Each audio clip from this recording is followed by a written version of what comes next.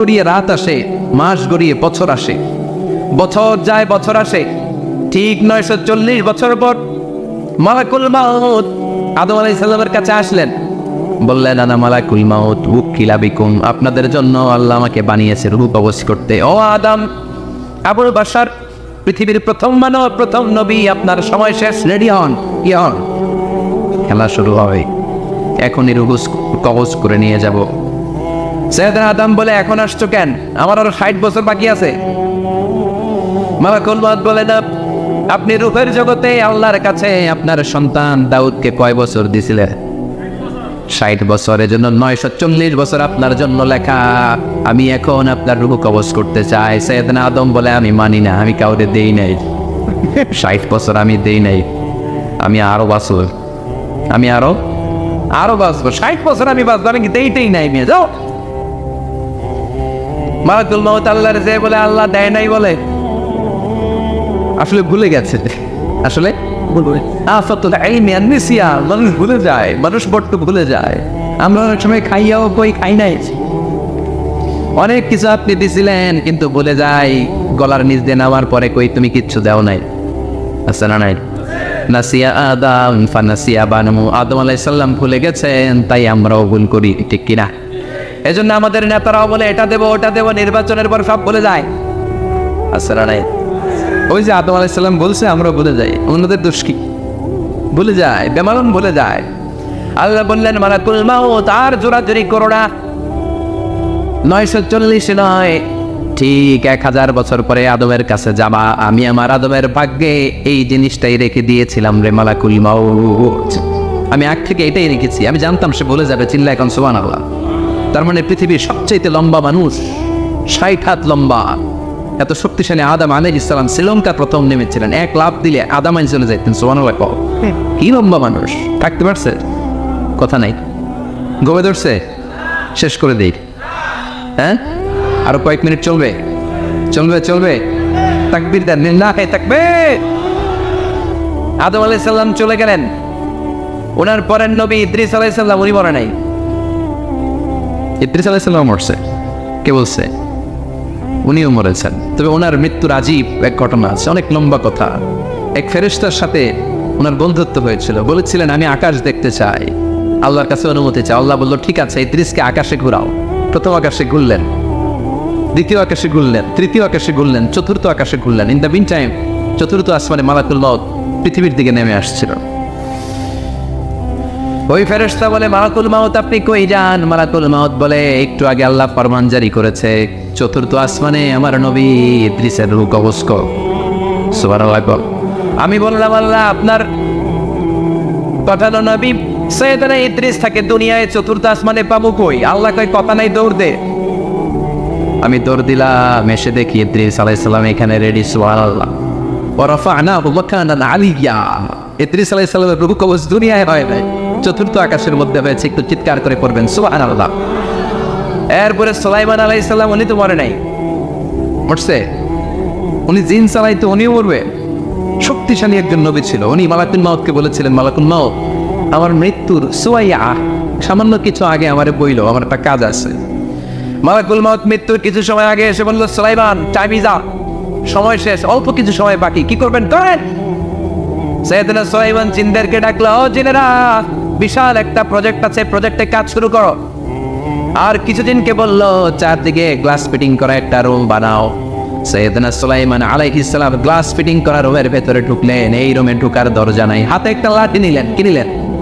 লাঠির মধ্যে ভর করে দাঁড়িয়ে রইলেন আর জিনদের দিকে তাকিয়ে রইলেন। জিনেরা এত বদমাশ ছিল, সাইয়েদনা সুলাইমান দাঁড়িয়ে না থাকলে কাজ করতো না। ছিল ফাঁকিবাজ। কি ছিল? দাঁড়ায় না থাকলে আজও লোকজন কাজ করতে চায় না, ঠিক কিনা? মালিক দাঁড়ায় থাকলে ঠিকই কাজ হয়ে যায়। সুলাইমান আলাইহিস সালাম লাঠির মধ্যে ভর দিয়ে দাঁড়িয়ে রইলেন আর বললেন, কাজ করো। জিনেরাও কাজ শুরু করলো। ওদিকে মালাকুল মাউত এসে বলে, ও সুলাইমান সময় তো শেষ। সুলাইমান বলে, সমস্যা নাই, রূহ কবজ কর। উনি লাঠির মধ্যে ভর দিয়ে দাঁড়িয়ে রইলেন। গ্লাস ফিটিং করার রুমের ভিতরে কোরআন সাক্ষী। মালাকুল মাউত ওইভাবে লাঠিতে ভর দেওয়া অবস্থায়, দারুণ অবস্থায় সাইয়েদনা সুলাইমান আলাইহিস সালামের রূহ কবজ করে নিলেন। উনি এমন ভাবে দাঁড়িয়েছেন, রূহ চলে গেল, লাশ হয়ে দাঁড়িয়ে রইলেন। লাঠির মধ্যে দাঁড়িয়ে আছেন, জমিনের মধ্যে লুটিয়ে পড়ে নাই। সুবহানাল্লাহ। জিনগুলো দূর থেকে ভাবতো বস তো দাঁড়ায় আছে। কে দাঁড়ায় আছে? জিনেরা মনে করছে বস দাঁড়ায় আছে, কাজ করতে হবে। করতে করতে পুরা প্রজেক্টের কাজ শেষ। ইন দ্য মিন টাইম ঝিঝি পোকা, ওই পোকা যেই পোকা কাঠ খেয়ে ফেলে, এই কাঠ খাওয়ার পোকা সুলাইমান আলাইহিস সালাম লাঠির ভেতরে ঢোকে, লাঠিও খেয়ে ফেলেছে। সাইয়েদনা সুলাইমান আলাইহিস সালাম তপাস করে জমিনে পড়েছে। আর জিনেরা কয় হায় হায়, খালি খালি কাম করছে এতদিন। সুবহানাল্লাহ করবেন না? সুলাইমান আলাইহিস সালাম বাঁচতে পারে নাই, চলে গেলেন। মুসা আলাইহিস সালাম মরছে, উনি মরবে কেন? উনি তো রানী মার মরছে। এক খাপ করে ফেরাউনের বাবুর্চি নাই, মুখের আগে হাত চলতে কয়েকজন, এর মধ্যে মুসা আলাইহিস সালাম আছে না নাই? মালাকুল মাউত মানুষের আকৃতিতে অনুমতি না নিয়ে ঘরের ভেতরে ঢুকে গেল। ঢুকে বলে আনা মালাকুল মাউত, আমি মৃত্যুর ফেরেশতা। তো কি চাও? জিতু আন আফবাদা রূহাক, আপনার রূহ কবজ করতে আসছি। কিন্তু মুসা আলাইহিস সালাম দেখতেছেন দিব্যি একজন মানুষ, কি দেখে? আবার সালাম দেয় নাই, অনুমতি নিয়েও ঢুকে নাই। অমিয়া অনুমতি নিয়ে ঘরে ঢুকার দরকার আছে না নাই? মুসা আলাইহিস সালামের মেজাজ বড় গরম। উনি বললেন কি করবি? কয় আপনারে মারবো। কয় এদিকে আয়। মালাকুল মাউত মনে মনে ভাবে এতদিন সব মানুষগুলো আমারে দেখলে দিত দৌড়, আজকে মনে হয় আমারে দিতে হবে দৌড়। এক পা গায়ে দুই পা পেছায় সাহস করে সামনে গেলেন। আবার মুসা আলাইহিস সালাম দিলেন এরকম থাপ্পড়। ফাসাক্কাহু ফাফাকুয়া আইনা, বুখারীর বর্ণনা, এক থাপ্পড়ে চোখ নাই। ঠিকই মালাকুল মাউত দৌড়, এক দৌড়ে আল্লাহর কাছে। আল্লাহ বললেন রাখো, এটা মুসা আলাইহিস সালাম, তার মেজাজ বড্ড গরম, আমাকে কথা বলতে হবে। আল্লাহ বললেন মুসা, বুখারীর বর্ণনা, গরুর পিঠের উপর হাত রেখে দাও। রাখা হলো। তোমার হাতের নিচে গরুর যত পশম, প্রত্যেক পশমের বিনিময়ে এক এক বছর করে হায়াত বাড়িয়ে দিলাম। মুসা আলাইহিস সালাম অনেক চালাক নবী, উনি বললেন আল্লাহ আমার হাতের নিচে যদি গরুর 2000 পশম থাকে, তার মানে 2000 বছর হায়াত বাড়িয়ে দিলেন, কিন্তু এক্সট্রা হায়াত যখন শেষ হয়ে যাবে এরপরে কি হবে? আগে ওইটা বলেন। আল্লাহ বললেন ফুমাল মাহবুত, তারপরে তো মুসা মরতেই হবে, আসতেই হবে। সাইয়েদনা মুসা আলাইহিস সালাম বললেন ফাল আনা, তাহলে আর দেরির দরকার নাই, এখনই আমি আপনার কাছে চলে যেতে চাই। মালাকুল মাউত মুসা আলাইহিস সালামের রূহ নিয়ে উড়াল দিলেন। সুবহানাল্লাহ। বুঝতে পারছে? বিশ্বনবী মরে নাই, উনি ইন্তেকাল করেছেন। চিল্লা এখন ঠিক কিনা? ইন্তেকালের আগে বিশ্বনবী প্রচন্ড অসুস্থ হলেন। মা আয়েশারে ডেকে বললেন আয়েশা, মনে হয় আমি বাঁচবো না। ওই যে খায়বার বিজয়ের দিন, খায়বার দুর্গ বিজয় করার পরে এক ইহুদি মহিলা আমার দাওয়াত দিয়েছিল। ওই দাওয়াত খেতে যাওয়ার পরে গোশতের মধ্যে বিষ মাখানো হয়েছিল রে আয়েশা। ওই বিষ মাখানো খাসির গোশত খেয়ে যে ব্যথা আমার পেটে উঠেছিল, আজ আবার সেই ব্যথা উঠেছে। বিশ্বনবী ওই বিষ খাওয়ানো গোশতের কারণে ইন্তেকাল করেছেন। তার মানে বিশ্বনবী শাহীদ। জামা আল্লাহু বাইনা নবুওয়া ওয়া শাহাদা, আল্লাহ বিশ্বনবীকে শুধু নবী বানায় নাই, শহীদ হিসেবে কবুল করেছে। সুবহানাল্লাহ করবেন না? প্রচন্ড অসুস্থ, উনি ছাড়া মসজিদে নববীতে কেউ ইমামতি করার সাহস পায় না। বিশ্বনবী বললেন আবু বকর তুমি যাও, আবু বকরও যায় না। বিশ্বনবী বললেন পানি আনো। বিশ্বনবী পানি দিয়ে ওযু করলেন। ওযু করে কয়েকজন সাহাবীকে ধরে উঠতে চাইলেন, আবার থপাস করে বেহুশ হয়ে পড়লেন। বিশ্বনবী উঠতে পারে না। আবার বললেন ঠান্ডা পানি আনো। পানির ভেতরে বিশ্বনবী দুই হাত ঢুকিয়ে দিয়ে ঠান্ডা ভিজা হাত দিয়ে চেহারার মধ্যে মাসে করলেন আর বললেন ইন্নালিল মাউতি লা সাকারাত, হায়রে মৃত্যুর কি যন্ত্রণা, হায়রে মৃত্যুর যে কি কষ্ট। অবিয়া বিশ্বনবী যদি মৃত্যুর কষ্টে কাতরায়, আমাদের অবস্থা কি? আমাদের নসিবে কি আছে? আল্লাহ তুমি বাঁচাও করে না। আমি বিশ্বনবী কাঁদছেন, সাহাবারা একের পর এক দেখতে আসে, কান্নার রোল পড়ে গেল চারদিকে। বিশ্বনবীর কলেজার টুকরা নয়নের পুটুলি সাইয়েদাতুনা ফাতিমা বিশ্বনবীর কান্না সহ্য করতে পারে না। বিশ্বনবীকে ধরে মা ফাতিমা, সাইয়েদাতুনা ফাতিমা বিলাপ করা শুরু করে দিলেন, চিৎকার দিয়ে কান্নাকাটি শুরু করে দিলেন আর বললেন ওয়া কুরবাবা, ওয়া কুরবাবা, হায় হায় আমার বাবার কি কষ্ট, আহা আমার বাবার কি কষ্ট হচ্ছে। বিশ্বনবী বললেন ফাতেমা তুমি কেঁদো না, আমার কষ্ট আজকের পরে আর থাকবে না, আজকে তোর বাবার সব কষ্ট বন্ধ হয়ে যাবে। কি যেন কানে কানে বললেন, ফাতেমা আরো কেঁদে দিল। আবার কানে কানে কি যেন বললেন, ফাতেমা হেসে দিল। বিশ্বনবীর ইন্তেকালের অনেক পর মা আয়েশার কাছে ফাতেমা বললেন, আমি যখন প্রথমে কেঁদেছিলাম আব্বা বলেছিল আমি আর বাঁচব না রে ফাতেমা। আবার কানে কানে একটা কথা বলার পরে হেসেছিলাম, আব্বা বলেছিল আমার পরে আমার পরিবার বর্গের মধ্য থেকে সর্বপ্রথম তোমার সাথে আমার দেখা হয়ে যাবে রে ফাতেমা। অল্প কয়েক মাসের ব্যবধানে সাইয়েদাতুনা ফাতেমা উনি ইন্তেকাল করলেন। বিশ্বনবী শোয়া থেকে উঠতে পারে না। এক সাহাবীকে দেখলেন মেসওয়াক করছে, বিশ্বনবী মেসওয়াকের দিকে তাকিয়ে রইলেন। বিশ্বনবীর নিথর দেহটা পড়ে আছে। আয়েশারা যে বলবে আয়েশা মেসওয়াক দাও, বলতে পারেন। মা আয়েশা বুঝতে পেরে মেসওয়াক আনলেন, বিশ্বনবীকে মেসওয়াক করিয়ে দিলেন। এবার বিশ্বনবী বললেন, ও আবু বকর শোনো, আল্লাহ আমাকে অপশন দিয়েছে। কি দিয়েছে?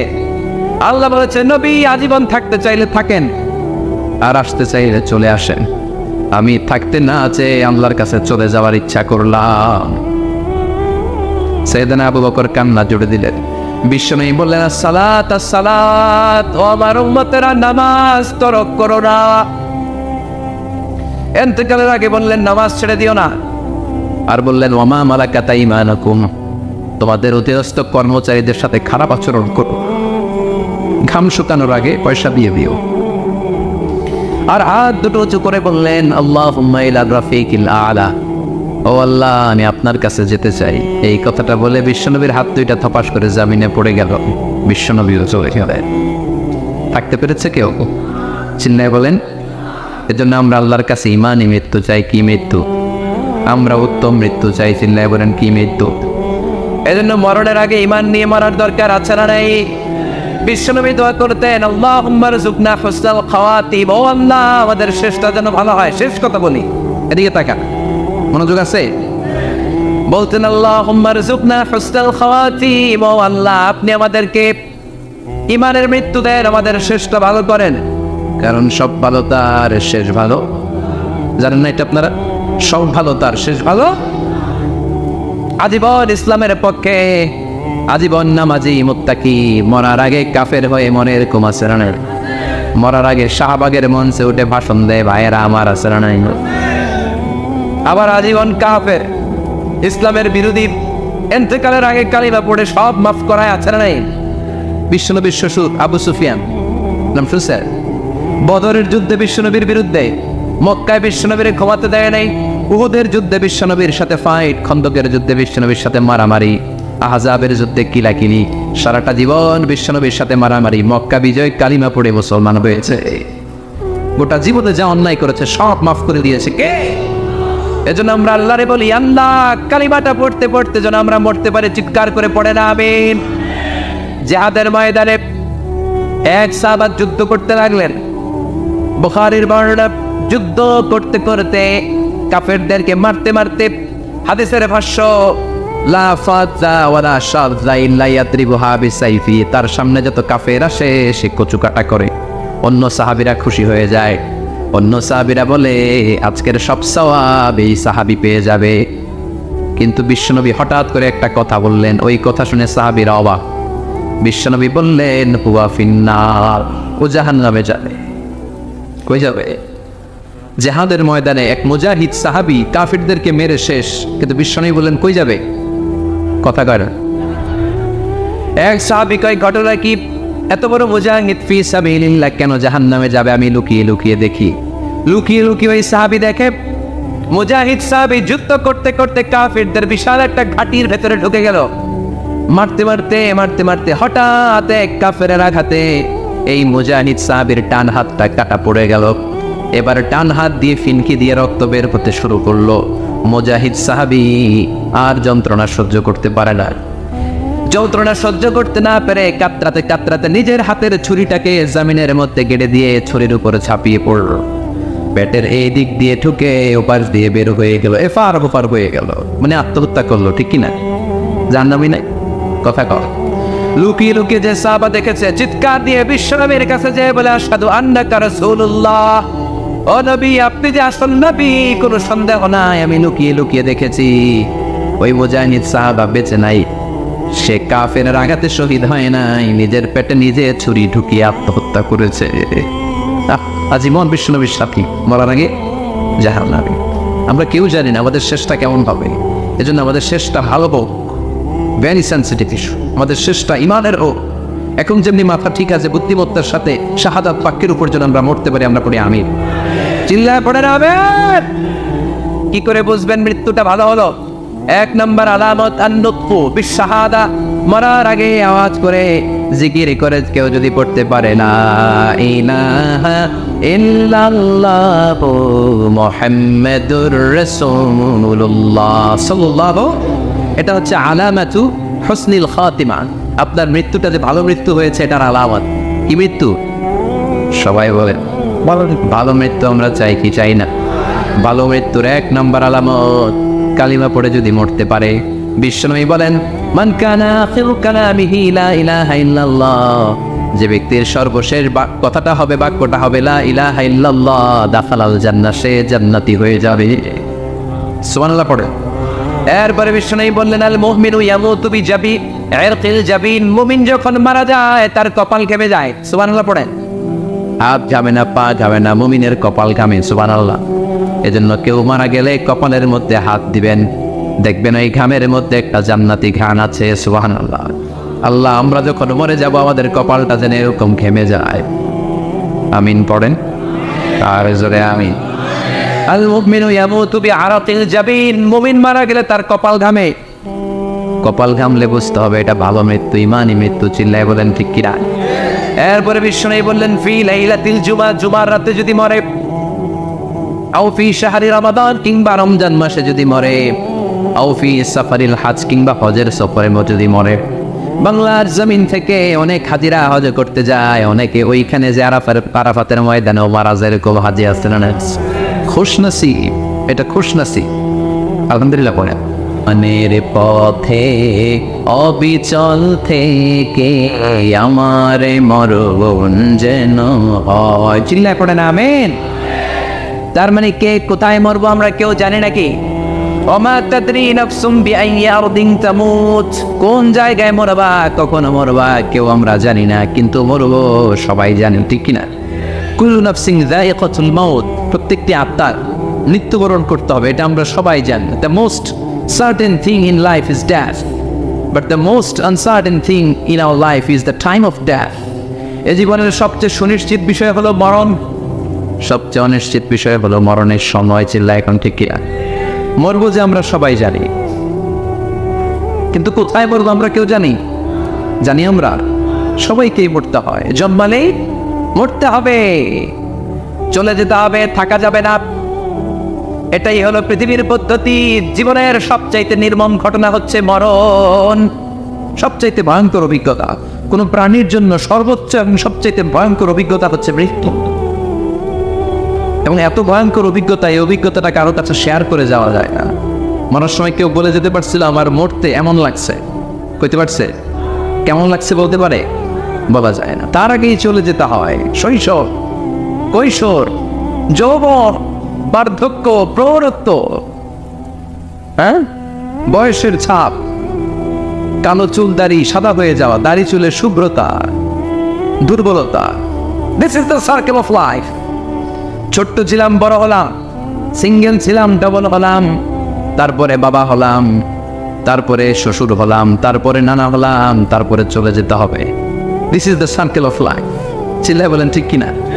এই যে মুরব্বীরা, দাড়ি পাকা মুরব্বী যারা আছে, আপনারা কি মনে করছেন মায়ের পেট থেকে তো মুরব্বী হয়ে বেরিয়েছিল? কিরকম বের হয়েছিল? তারাও ওয়া ওয়া করেছে। এরাও ফিডার খাইতো, এই চাচারা খায় নাই? এরাও ফিডার খেত, এরাও মায়ের বুকের দুধ খেত, এরাও ছোট্ট বাচ্চাদের মতো গরমকালে পানির মধ্যে ডুবাইতো। স্কুল ফাঁকি দিয়ে বাচ্চারা ডুবায়, আসে না নাই? উকিয়াতে এরকম নাই।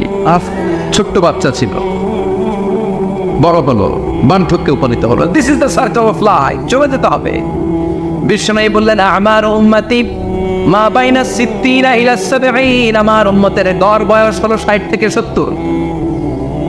এই উম্মতের গড় বয়স কত? 60 থেকে 70। ওয়া আকাল্লুহুম মাইয়াজুজু যালিক, অল্প কিছু মানুষ আছে যারা 70-এর বেশি হায়াত পায়। এখানে 70-এর বেশি আছেন কারা? হাত তোলেন দেখি তো। কয়জন? একজন, দুইজন, তিনজন। মাশাআল্লাহ, আল্লাহ আরো হায়াত দেখ, আল্লাহ এদেরকে আরো হায়াত দারাজ করুক। চিল্লায় বলেন আমিন। তার মানে আমার উম্মতি মা বাইনা সিত্তিন ইলা সাবঈন, বিশ্বনবী বললেন এই উম্মতের গড় বয়স 60 থেকে 70, আর 70-এর বেশি হায়াত পাবে। ওয়া আকাল্লুকুম মাইয়াজুজু যালিক, 70-এর বেশি পাবে হাতে গোনা, গুনে বের করে ফেলা যায় 1 জন 2 জন 3 জন, বাকি সব 60-এর আগে নাই। ঠুস শিল্লা এখন ঠিক কিনা? বাংলাদেশের গড় হায়াত কত মানুষের? 60। বিশ্বনবীর কথার সাথে মিলে গেছে, চিল্লায় পড়েন সুবহানাল্লাহ। এই জন্য বিশ্বনবী বলেন, এই যে মুরব্বীদের দাড়ি পাকে, এই যে রাস্তায় অ্যাক্সিডেন্ট হয়, এই যে ক্যান্সারে আক্রান্ত হয়ে লোকজন মারা যায়, তার উপরেও কি টনক নড়ে না? এরপরেও কি বিবেকে ধরে না যে তোমাকে চলে যেতে হবে? আকসিরু যিকরা হাযিবিল লাযযাত, জীবনের সব স্বাদকে পানসা করে দেয় ওই মরণকে স্মরণ করো। মরণকে স্মরণ করলে জাহান্নাম বরণ করা লাগে না, চিল্লায় বলেন ঠিক কিনা? আবার আল্লাহ বললেন, গোলাম, স্পেশাল একজন ফেরেশতা আমি মরণের জন্য সিলেক্ট করলাম, নাম মালাকুল মাউত। তাকে আমরা আজরাইল বলে চিনি। এই মালাকুল মাউত তার বাহিনী নিয়ে নির্ধারিত টাইমে গোটা বিশ্বের সব মানুষের রূহ কবজ করে। অন টাইম নাকি দেরি করে? মালাকুল মাউত আগেও আসে না, পরেও আসে না। সুবহানাল্লাহ পড়ে। সাইয়েদনা সুলাইমান আলাইহিস সালাম জামানাতে ওনার এক ওয়াজির ছিল, মন্ত্রী। ওই মন্ত্রীকে নিয়ে উনি বৈঠক করতেন। ওনার সময় উনি মালাকুল মাউতের সাথে বৈঠক করতেন। শুনতেছেন? আপনাদের মনোযোগ আছে তো? উনি বৈঠকে বসেছেন, মালাকুল মাউত বসা, ওয়াজিরও বসা। হঠাৎ মালাকুল মাউত ওয়াজিরের দিকে বড় বড় চোখ করে তাকাচ্ছে। বড় বড় চোখ করে তাকানোতে ওয়াজির ভয় পেয়েছে। হঠাৎ মালাকুল মাউত চলে গেল। ওয়াজির বলে, ও সুলাইমান আলাইহিস সালাম, এই যে লোকটা বড় বড় চোখ করে আমার দিকে তাকালো, এটা কে? সাইয়েদনা সুলাইমান বলে, হাদা মালাকুল মাউত। যে বর্ণনাটা বলছে এটা হাদিস না, এটা হচ্ছে ইসরাইলিয়া, জিউস ট্রেডিশন। কোরআন হাদিসের সাথে কোনো দ্বন্দ্ব নাই, তাই বর্ণনা করা যাবে। বিষ্ণু বলেছেন, বাল্লিগু আন্নি ওয়ালাউ আয়া। আবার বলেছেন, ওয়া হাদ্দিসু আন বনি ইসরাঈল ওয়ালা হারাজ। বনি ইসরাইলের ট্রেডিশন বর্ণনা করো, জিউস ট্রেডিশন বর্ণনা করো, এতে কোনো সমস্যা নাই। ওয়াজির বলে, ও সাইয়েদনা সুলাইমান, বড় বড় চোখ করে যে তাকালো লোকটাকে? সাইয়েদনা সুলাইমান বলে, হাদা মালাকুল মাউত, এটা মৃত্যুর ফেরেশতা। ওয়াজিরের কলিজায় পানি নেই। এটা কি ফেরেশতা? শুনে তো পিলে চমকে গিয়েছে। কয়টি? মালাকুল মাউত তো আমার চিনা বলেছে, বাড়ি চিনে ফেলছে আমার খবর আছে। সাইয়েদনা সুলাইমান আলাইহিস সালাম জিনদেরকে দিয়ে কাজ করাতেন, মেঘমালাকে দিয়ে কাজ করাতেন, বিশাল সিংহাসন নিয়ে পৃথিবীর প্রাচ্য থেকে পাশ্চাত্যে ঘুরে বেড়াতেন। সাইয়েদনা সুলাইমানকে ওয়াজির বলে, ও সুলাইমান, মেঘমালাকে আদেশ করে দেন, আমি আর এই ফিলিস্তিনের ভূখণ্ডে থাকতে চাই না। আকাশের মেঘমালার উপরে আমারে বসিয়ে দেন, আর বলে দেন আমারে নিয়ে যেন আকাশের মেঘমালা হিন্দুস্তানের ওই দূর পর্বতে রেখে আসে। আচ্ছা, আল হিন্দ, হিন্দের সবচেয়ে দূরবর্তী জায়গায় যেন আমারে রেখে আসে। সাইয়েদনা সুলাইমান বললেন, আকাশের মেঘ যাও, আমার ওয়াজিরকে নিয়ে হিন্দুস্তানের একটা উপদ্বীপে রেখে আসো। রেখে আসা হলো। কিছুক্ষণ পর মালাকুল মাউত সাইয়েদনা সুলাইমানের কাছে হাজির। সাইয়েদনা সুলাইমান বললেন, ও মালাকুল মাউত, কই ছিলা? একটু আগে হিন্দুস্তান থেকে আপনার ওয়াজিরের রূহ কবজ করে আসছি। সুবহানাল্লাহ পড়েন। এটা আবার কেমন কথা, তুমি ওইখানে গেলা কেন? কয়, রব্বুল আলামিন কিছুক্ষণ আগে আমার কাছে পয়গাম পাঠিয়েছে, যাও সাইয়েদনা সুলাইমানের ওয়াজিরের রূহটা কবজ করো। কবজ করার জায়গা হলো হিন্দুস্তানের উপদ্বীপ। কোন জায়গায়? মালাকুল মাউত এসে দেখে সুলাইমান নবীর সাথে মিটিং করে। ওয়াজির কার সাথে মিটিং করে? সুলাইমান নবীর সাথে। কিন্তু ফরমানে লেখা রূহ কবজ করতে হবে কোথায়? হিন্দুস্তানে। সুবহানাল্লাহ করবেন না? এই জন্য বড় বড় চোখ করে আমি তাকিয়েছি, আর মনে মনে ভাবলাম টাইম তো নাই, কারণ মৃত্যু তো অন টাইমে হতে হয়, এখনই ওর রূহ কবজ করতে হবে। কেমন করে ওইখানে যাবে আমি জানি না, আমি আগে চলে যাই। মালাকুল মাউত চলে গেল, যে দেখে ওই জায়গায় ওয়াজির হাজির। সাথে সাথে রূহ কবজ করে আল্লাহর কাছে চলে গিয়েছে। পড়েন সুবহানাল্লাহ। এই জন্য আল্লাহ বললেন, মালাকুল মাউত আমি নির্ধারণ করে দিয়েছি, পৃথিবীর প্রতিটি মানুষ মালাকুল মাউতকে দেখবে, চাক্ষুষ দেখবে, ভালো হলেও দেখবে, খারাপ হলেও দেখবে। কার কথা? ভালো মানুষ যদি হয়, আল্লাহওয়ালা যদি হয়, ইসলাম প্রিয় যদি হয়, ডান পন্থে যদি হয়, মৃত্যুর সময় মালাকুল মাউত আলা সূরাতি শাবিন আলা আহসানি সূরা, একজন যুবকের আকৃতিতে চমৎকার দবদবে সাদা একটা জুব্বা পরে, জান্নাত থেকে জান্নাতি কাপড় নিয়ে, হানুত মিন হানুতিল জান্নাত, জান্নাতের সুগন্ধি নিয়ে মুমূর্ষ রোগীর মাথার সামনে এসে বসে যায়, আর দেহটার ইঙ্গিত করে বলে, ইয়া আইয়াতুহান নাফসুত তাইয়্যিবা, ও পবিত্র আত্মা। আরেক বর্ণনায় এসেছে, ইয়া আইয়াতুহান নাফসুল মুতমাইন্না, ও প্রশান্ত আত্মা, উখরুজি ইলা মাগফিরাতিম মিনাল্লাহ, আল্লাহর ক্ষমার দিকে বের হয়ে আসো।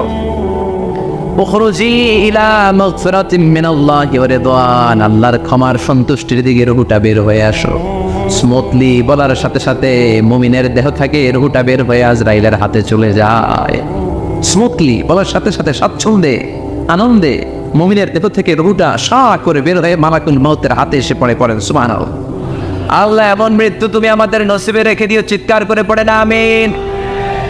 আর যারা ইসলাম মানে নাই, আর যারা কোরআন মানে নাই, আর যারা দিন কায়েমের আন্দোলন করে নাই, দিনকে ভালোবাসে নাই, বাম আর রামপন্থী ছিল, নাস্তিক ছিল, ইসলাম বিরোধী ছিল, তাদের কাছেও মালাকুল মাউত আসে কি আসে না?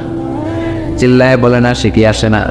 তাদের কাছেও আসে, কিন্তু আলা সুরাতি আকবাহি রাজুল, একজনের চেহারা যত ভয়ঙ্কর হতে পারে, যত নিকৃষ্ট হতে পারে, এরকম ভয়ঙ্করতম নিকৃষ্ট দুর্গন্ধওয়ালা একটা চেহারা নিয়ে আসে। রিজলাহু ফিল আরদ, পা থাকে জমিনে, রাসুহু ফিস সামা, হাদিসের বর্ণনা, পা দুইটা জমিনে, মাথা আকাশে। এসে দমক দিয়ে জালিমের মাথার সামনে এসে বলে, ইয়া আইয়াতুহান নাফসুল খাবিসা, হে পাপাত্তা, হে অপবিত্র আত্মা, উখরুজি ইলা সাফাতিল্লাহি ওয়া গাদাবিহি, আল্লাহর রাগের দিকে, আল্লাহর অসন্তুষ্টির দিকে বের হয়ে আয়। মালাকুল মাউতের এই অর্ডার পাওয়ার সাথে সাথে রুহুটা কিন্তু বের হয় না। মুমিনের রুহুকে ডাক দিলে যেমনি স্মুথলি বের হয়, কাফিরের রুহু এভাবে বের হয় নাই। কথা বলেন, রুহুটা ডানে যায়, ফাতাতাফাররা, একবার রুহুটা ডানে যায়, আবার রুহুটা পায়ে যায়, আবার সামনে যায়, পায়ে যায়, হাতের মধ্যে ঢুকে ডানে বায়ে যায়। মালাকুল মাউত আবার ধমক দিয়ে বলে, ইয়া আইয়াতুহান নাফসুল খাবিসা, পাপাত্তা, বের হয়ে আয়। রুহুটা আবার ডানে যায়, বায়ে যায়, সামনে যায়, পেছনে যায়। এবার খপাস করে মালাকুল মাউত রুহুকে ধরে টান ধরে, সারা দেহটা থেকে প্রাণ রস সিক্ত করতে করতে দেহ থেকে রুহুটাকে টেনে হিচড়ে বের করে আনে। আর মুমূর্ষ রোগীটা চিৎকার মারতে থাকে, পড়েন না আউযু বিল্লাহ। একটা জীবন্ত ছাগলের চামড়াগুলো জবাই না দিয়ে কেউ যদি টেনে টেনে বের করে,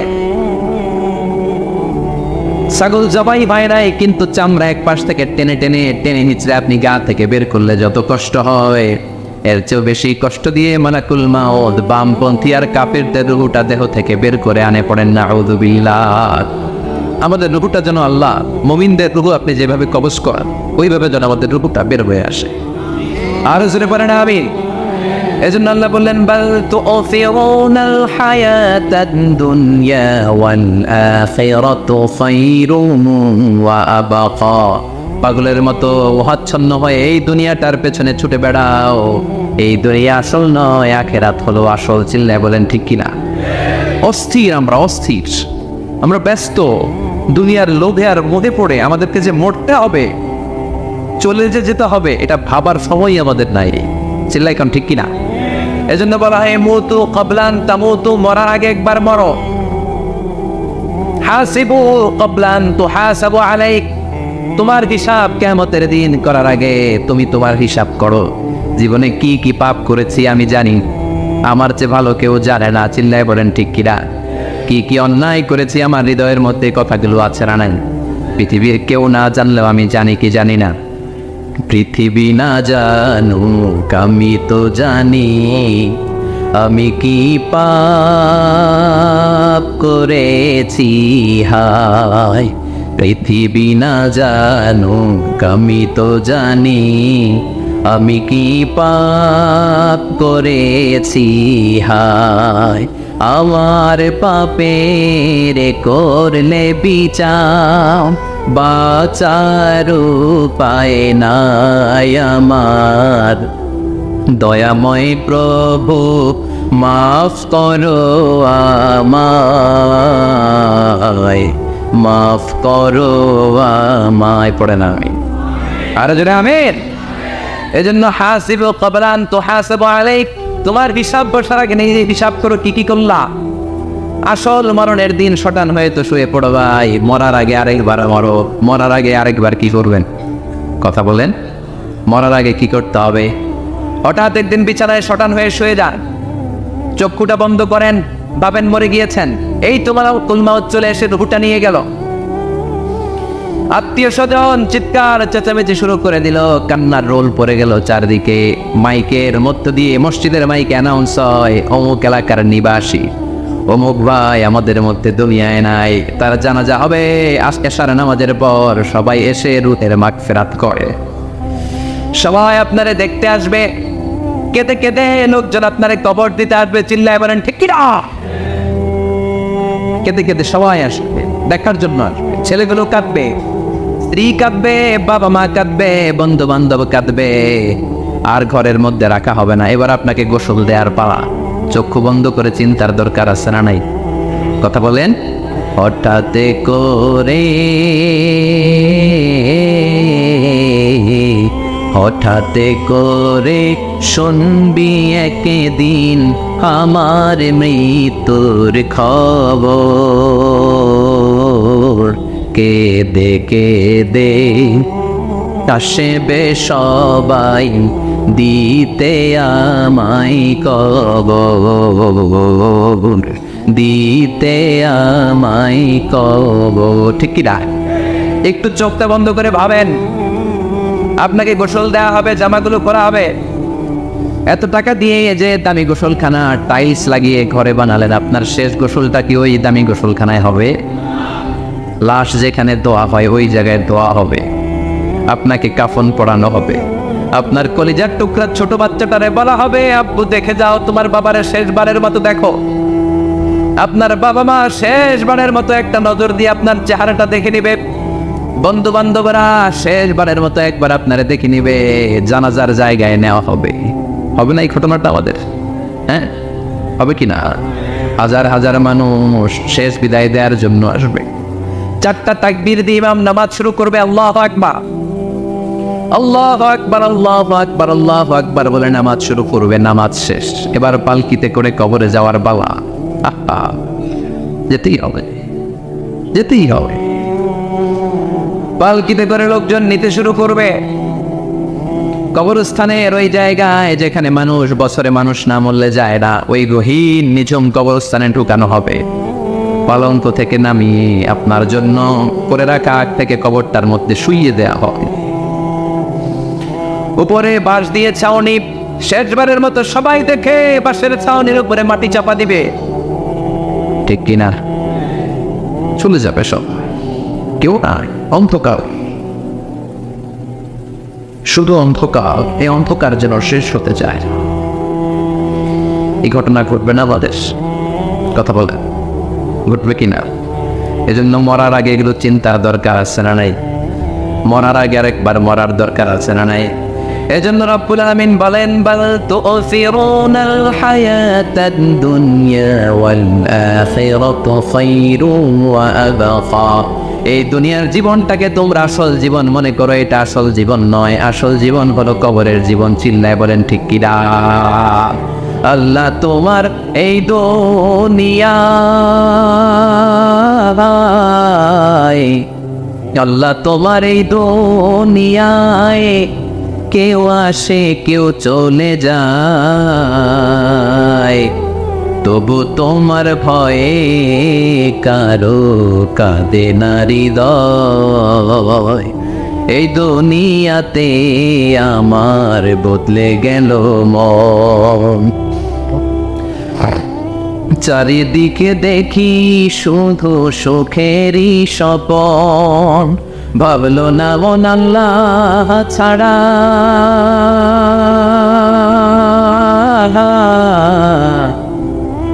ভাবলো না মন আল্লাহ ছাড়া নেই কোনো উপায়, তবু তোমার ভয়ে কারো কাঁদে না হৃদয়। ঠিক কিনা? আসে আর চলে যায়। প্রতিদিন মাইকে অ্যানাউন্স শুনি, অমুক এলাকার অমুক লোক নাই, দাদা গেল, বাবা গেল, বড় ভাই গেল, আত্মীয় স্বজন গেল, আমাকেও যেতে হবে, এই চিন্তা মাথায় নাই। চিল্লা এখন ঠিক কিনা? এজন্য লাইফটা হলো one time, one chance, second কোনো চান্স আপনাকে দেয়া হবে নাকি? কাফেররা বলবে, ইয়া রাব্বি আরেকটা সুযোগ দেন, লাউ আন্না লানা কাররা ইয়ানি মাররা, আল্লাহ আরেকটা সুযোগ যদি পেতাম দুনিয়াতে ভালো করে আসতাম। আল্লাহ বলবেন, ইন্নাহা কালিমাতুল কাইলুহা, এটা শুধু তাদের মুখের কথা, তাদেরকে আবার সুযোগ দিলেও তারা কিচ্ছু করবে না। চিল্লা এখন ঠিক কিনা? এজন্য একটা চান্স আমরা পেয়েছি, এই দুনিয়ার ওয়ান চান্সে আমরা ভয় পাবো একজনকে, চিল্লায় বলেন তিনি কে? এজন্য যেতে আমাদেরকে হবে। এই মরণ থেকে পালানোর কোনো সুযোগ কেউ পালাতে পারে নাই। এই মরণ হলো আখিরাতের প্রবেশদ্বার। মরণ নামক পালকিতে চড়ে আমরা কবরের ভেতরে ঢুকি। মরণ হলো প্রথম পর্ব, কবর হলো দ্বিতীয় পর্ব। যেরকম ঠিক কিনা? এজন্য বিশ্বনবী বললেন, আল কবর রাউদাতুম মিন রিয়াদিল জান্নাহ ওয়া হুফরাতুম মিন হুফারিন নার। কবর হলো কারো জন্য জান্নাতের বাগান, কারো জন্য জাহান্নামের গর্ত। আমরা বলি, আল্লাহ আমাদের কবরটারে জান্নাতের বাগান বানাও। আর জোরে পড়েন আমিন। আবার বিশ্বনবী বললেন, ইন্নাল কবরা আউয়াল মানজিল মিন মানাজিলিল আখিরাহ। কবর হলো আখিরাতের মানজিলগুলোর প্রথম মানজিল। আখিরাতে একটার পর একটা অনেকগুলো স্টেশন আপনাকে পার হতে হবে। প্রথম স্টেশনটার নাম হলো কবর। প্রথম স্টেশনের নাম কি? এই কবর নামক স্টেশনে যদি আপনি মাফ পেয়ে যান, সামনের সব স্টেশনগুলোতে মাফের ব্যবস্থা করবে কে? আল্লাহ। আর কবর নামক স্টেশনে যদি ধরা খেয়ে যান, আপনার মায়ের আসানা নেই। লাশটাকে যখন রাখা হয়, লাশটা চিনে কে আমারে রাখলো, কে আমাকে তো করলো, কে আমারে কাফন পড়ালো। এই জন্য বিশ্বনবী বলেছেন, মৌরশের সামনে বসে বসে পড়ো, লা ইলাহা ইল্লাল্লাহু মুহাম্মাদুর রাসূলুল্লাহ নাফতিনু মাউতাকুম। লা ইলাহা ইল্লাল্লাহ, মৌরশের সামনে দাঁড়িয়ে দাঁড়িয়ে পড়ো লা ইলাহা ইল্লাল্লাহ। এই লা ইলাহা হচ্ছে জীবিতদের জন্য কালিমা, আর আমরা মরার পরে এই জিকির করি, ঠিকই না? আমাদের দেশের অনেক জায়গায় লাশ নিয়ে কবরে যাওয়ার সময় লা ইলাহা পড়ে না। না, এটা আগের জিকির, মরার আগের জিকির। মরার আগে আপনাকে অ্যানাউন্সমেন্ট দিতে হবে, আল্লাহ ছাড়া কোনো ইলাহ নাই, বিশ্বনবী হচ্ছেন শেষ নবী এবং রাসূল। চিল্লায় বলেন ঠিক কি না? লাশটাকে যখন রেখে দেওয়া হয়, বিশ্বনবী যত মানুষকে কবরে রেখেছেন, তারপরে দাঁড়িয়েছেন আর বলেছেন, ইস্তাগফিরু লিআখিকুম, তোমার ভাইদের জন্য তোমরা দোয়া করো। ফাইন্নাহু আনা ইউসাল, এখনই তাকে কবরে সওয়াল করা হবে। কবরে প্রশ্ন আসছে না নাই? কথা বলেন। বিশ্বনবী খাদিজাতুল কুবরা, ওনার প্রথম স্ত্রী খাদিজাতুল কুবরা তাহেরাকে কবরের মধ্যে রেখে দিয়ে কাঁদতে শুরু করলেন। চোখের পানি ছেড়ে অনেক দোয়া করলেন।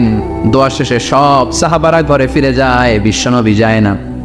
সাইয়েদনা আবু বকর বললেন, ও নবী চলেন ঘরে যাই। অনেক তো দোয়া করলেন। বিশ্বনবী বললেন, আবু বকর তুমি যাও, আমি যাব না। এইটা সাধারণ মহিলা না, এটা বিপদের দিনের সঙ্গিনী খাদিজা। মক্কায় যখন আমার কেউ ছিল না, খাদিজা আমারে ভুলে নাই।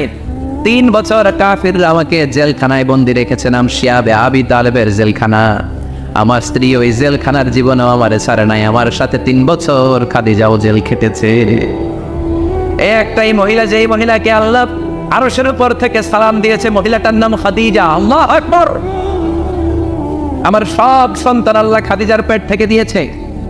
ফাতেমাতুজ জোহরা খাদিজার মেয়ে, জাইনাব খাদিজার মেয়ে, উম্মে কুলসুম খাদিজার মেয়ে, রুকাইয়া খাদিজার মেয়ে, আবুল কাসেম বিশ্বনবীর ছেলে খাদিজার ছেলে, আব্দুল্লাহ যাকে তাইয়্যিব এবং তাহের নামে আমরা চিনি, সেও খাদিজার ছেলে। সুবহানাল্লাহ।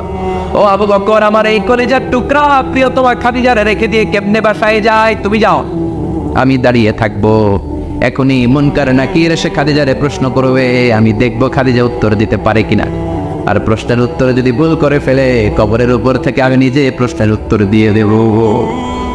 সাইয়েদনা জিবরাইল বললেন, নবী আপনারা দাঁড়িয়ে থাকার দরকার নাই, আবু বকরের সাথে করে চলে যান। আল্লাহ জানিয়ে দিয়েছে, খাদিজার কবরের প্রশ্নে যদি কোনো সমস্যা হয়, আরশের উপর থেকে খাদিজার প্রশ্নের জবাব আল্লাহ নিজে দিয়ে দিবে।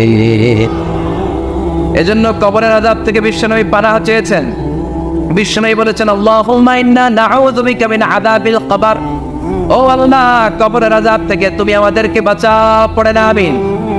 কবরে মুমিনদেরকে 4টা প্রশ্ন করা হবে, কাফিরদেরকে 3টা প্রশ্ন। চিৎকার করে বলেন, মুমিনের প্রশ্ন কয়টা? আর জোরে বলেন। প্রথম প্রশ্ন, মার রব্বুক, তোর রবের নাম কি? আমরা কি বলবো? আল্লাহ আমারে রব, এই রবি আমার সব, দমে দমে তনু মনে তারি অনুভব। আল্লাহ আমারে রব, এই রবি আমার সব। পড়েন আমিন। দ্বিতীয় প্রশ্ন, আমার দিন, উত্তর দিনের নাম কি? ধর্মের নাম কি? তৃতীয় প্রশ্ন, মান হাযার রাজুল, এই লোকটাকে কে? আমরা বলবো মুহাম্মদ সাল্লাল্লাহু। 3টা প্রশ্নের উত্তর যখন আপনি কবরে করে দিতে পারবেন, অতিরিক্ত একটা প্রশ্ন, ওয়ামা ইলমুক, এই যে 3টা প্রশ্নের উত্তর পানলা, কেমন করে উত্তর জানলা? কোত্থেকে শিখেছ? নকল করে আনছো কাফনের কাপড়ে? পরীক্ষা বলে নকল আছে না নেই? হাতে নকল আছে না? পায়ে নকল, মোজার ভিতরে নকল আছে না নেই? মোবাইলে নকল আছে না নাই? নকল থেকে আল্লাহ তুমি বাঁচাও। আরো আসতে কানা আমি কিভাবে জানলা? কেমন করে? 3টা প্রশ্নের উত্তর শিখলা। What is the source of your knowledge? তথ্যসূত্র কি? আপনাকে বলতে হবে আমি যেই কিতাবটা থেকে শিখেছি কিতাবটার নাম কি। চিল্লায় বলেন কিনা? এই কিতাবটা হলো কোরআন। আপনাকে বলতে হবে কোরআন থেকে আমি শিখেছি, বিশ্বনবীর হাদিস থেকে আমি শিখেছি। 4টা প্রশ্নের উত্তর যখন পারবেন ফেরেশতারা বলবে আহলান সাহলান, খুশ আমদেদ, কংগ্রেচুলেশন, বাহ বাহ, তুমি তো চমৎকার পেরেছো। ফায়ুফসাহু লাহু কবরুহু 70 দিরাআন, মুমিন বান্দার কবরটা 70 হাত লম্বা করে দেয়া হবে। ইফতাহু লাহু বাবুন ইলাল জান্নাত, জান্নাতের দিকে তার কবর থেকে একটা দরজা বানিয়ে দেয়া হবে। জান্নাতের সুঘ্রাণ ঠান্ডা বাতাস এসে তার কবরের ভিতরে ঢুকতে শুরু করবে। ইলবাসু লিবাস মিন আহলিল জান্নাত, জান্নাতীদের পোশাক তার গায়ের মধ্যে পরিয়ে দেয়া হবে। আল্লাহু আকবার। আর বলা হবে নাম কানাউমিল আরুস, বাসর রাতে বর যেমনি কনেকে নিয়ে ঘুমিয়ে যায় তুমিও একটা ঘুম দাও। আলহামদুলিল্লাহ পড়ে মুমিন বান্দা আনন্দের একটা ঘুম দিবে। ইসরাফিলের সিংগার আওয়াজ ছাড়া পৃথিবীর কোনো কিছুই তার আগে এই ঘুম ভাঙতে পারবে না। আল্লাহ আমরাও যেন সেদিন কবর একটা মজার ঘুম দিতে পারি, তুমি তৌফিক দাও। জোরে বলেন আমিন। এবার বামপন্থী নাস্তিক আর কাফেরদের পালা, ইসলাম বিদ্বেষীদের পালা, আলেম ওলামাদের শত্রুদের পালা, ইসলামকে যারা বিজয়ী শক্তি হিসেবে মানতে পারে নাই তাদের পালা। চিল্লায় এখন ঠিক কিনা? ওদেরকে একই প্রশ্ন, রব কি? ওরা বলবে আমি জানি না। আমাদের উত্তর আল্লাহ। ওরা বলবে আমি কিচ্ছু জানি না, আমি সব ভুলে গেছি, আমার মাফ করে দেন, আমি কিছুই জানি না। তবে আমি ইসলাম বিরোধীদের সাথে চলতাম, যারা ইসলাম রে বাস দিত আমি তাদের সাথে স্লোগান দিতাম। এরকম ডাকাইত আছে না নাই? দ্বিতীয় প্রশ্ন, আমার দিন ও তোমার ধর্মের নাম কি? কয় আমার ধর্ম নাই, আমার ধর্ম কর্ম নাই, আমি খালি দুনিয়াকে মাচা লেলো, দুনিয়া তোমারই হ্যায়, আমি খালি তুম্মা চলে দু, আছে না নাই? আমি শুধু মৌজ মাস্তিতে ব্যস্ত ছিলাম, আমার দুনিয়া নাই, দিন নাই, আখেরাত নাই, রবকে আমি জানি না, ধর্মকে জানি না। ইসলাম বিরোধী রাজনীতি আমি করতাম, মাও সেতুলের রাজনীতি, কার্ল মার্কসের রাজনীতি, বুশের রাজনীতি, ডোনাল্ড ট্রাম্পের রাজনীতি, বামপন্থীদের রাজনীতি। চিল্লাই কর ঠিক কিনা? কোনো ধর্ম নাই। এই লোকটাকে চিনো কিনা বলো। বিশ্বনবীর চেহারা দেখিয়ে বলা হবে এই লোকটাকে, কয় জানি না। এরে আমি মানতাম না, এরে আমি গালি দিতাম। এরকম জাহান্নামের নরকীট আর পিতৃ পরিচয়হীন জাহদ সন্তান বাংলার দেশেও আছে না নাই? এই মহামানবটাকে গালি দিয়ে পৈশাচিক আনন্দ পায়। পত্রিকায় লিখে, ব্লগের মধ্যে লিখে, ইন্টারনেটে কার্টুন বানিয়ে বানিয়ে পৈশাচিক ফুর্তি করে। এগুলো জাহান্নামের কীট, এগুলো জারদ সন্তান, বাপ মায়ের ঠিক নাই। চিল্লা এখন ঠিক কিনা?